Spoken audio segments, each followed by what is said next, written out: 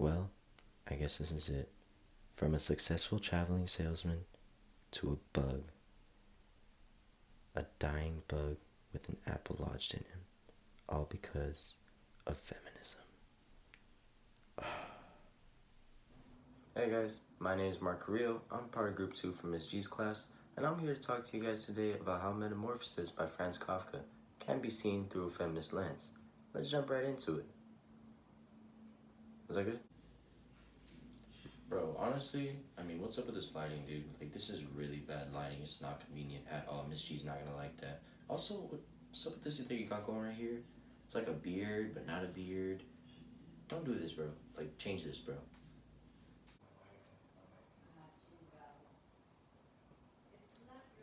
You didn't have to say it like that. Alright. Watch this. Ready? 3, 2, 1. Thanks, cameraman. While analyzing Metamorphosis, there are plenty of lenses that we can look through. One of the most important being the feminist lens. By looking through the feminist lens, the reader is able to see that the author portrays certain characters to fit into certain roles made by society, specifically gender roles. This is seen as Mr. Samsa is the patriarchal figure in Metamorphosis. We are able to see this as he induces his power over his family, pushing his wife and his daughter to serve his needs. This ultimately causes Greet to inherit a passive personality. His father clenched his fist with a hostile expression, as if he wished to push Gregor back into his room. This right here shows how Mr. Samsa, the father, appears to hold the dominant role in the house. By doing so, he is the one who regulates the actions of the rest of the family. He even has to do so by showing acts of aggression in order to get his family to listen.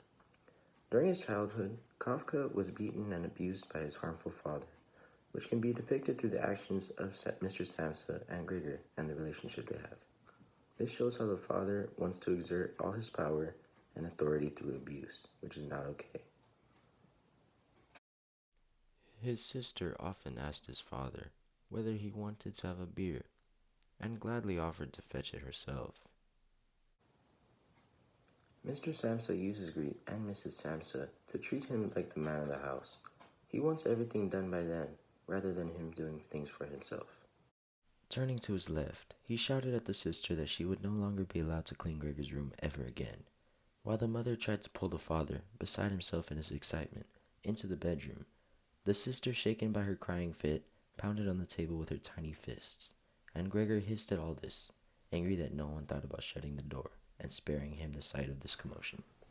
Mr. Samsa is very controlling in this scene, letting his anger get the best of him as he breaks the news to Greet that she will no longer be able to take care of her brother, Gregor. He is taking what she loves most away from her, which slightly concerns Gregor's well-being. Mr. Samsa's oppressive figure is exerting anger on an innocent and quiet Greet. This may cause her emotions to change as they do later on in the story. Mr. Samsa turned around in his chair in their direction and observed them quietly for a while. Then he called out, "All right, come here. Let's finally get rid of old things and have a little consideration for me." The women attended to him at once. They rushed to him, caressed him, and quickly ended their letters. Mr. Samsa considers his family may be upset about Gregor's death. However, he is quick to interrupt their grieving period as he orders them to give him attention and attend to his needs at once. Mr. Samsa cares more about himself than his son and hopes that the women of his family do as well. Greet has learned to take the orders of her father without objecting because she knows how aggressive he can be. So she is left with no voice to speak up for herself in the end. Metamorphosis by Franz Kafka is a great story, and definitely one that our group recommends to read. Although there are many lenses that this story can be analyzed through, the feminist lens is definitely unique in that it depicts the gender roles that Kafka experienced in his lifetime, as well as how they translate to today's society. Thank you.